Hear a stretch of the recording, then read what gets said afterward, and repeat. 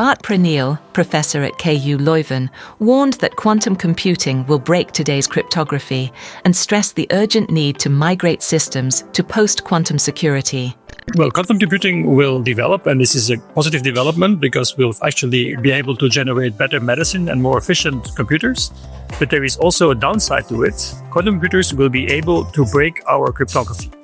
And digital society today depends for a large extent on public key cryptography to keep our communication secure and to make sure that our system updates are safe, that our systems stay in a safe state. Now, if quantum computers break the current systems, we have a very big problem. So we have to move to new systems, and we call those post-quantum systems or quantum-safe systems. This is a major development because there is about 60 billion of those devices, applications, and libraries.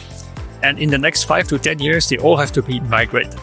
And that's a 10-year effort to upgrade all systems to make sure that they will be quantum safe in the future. In Europe, it's probably still multiple billions of systems. And the problem is that it's to solve a long-term issue.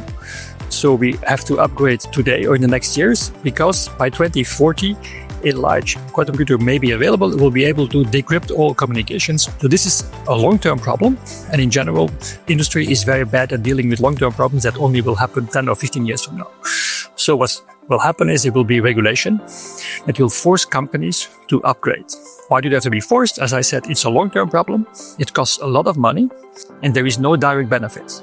If your product is upgraded, it will work the same. It will give you secure communications, but now long-term secure communications. But it doesn't look or feel different. So it's very hard to convince people to spend a lot of money to solve a future problem. But more or less the target dates will be 2030 and 2035. At this moment is still a very big scramble because only very few things are ready or are available.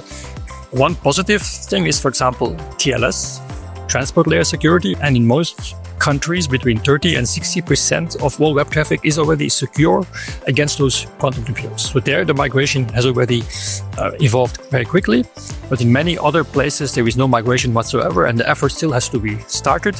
Even worse, the awareness campaign has to be started. Players are not even aware that they have to do something. And this is a very large task for the next years.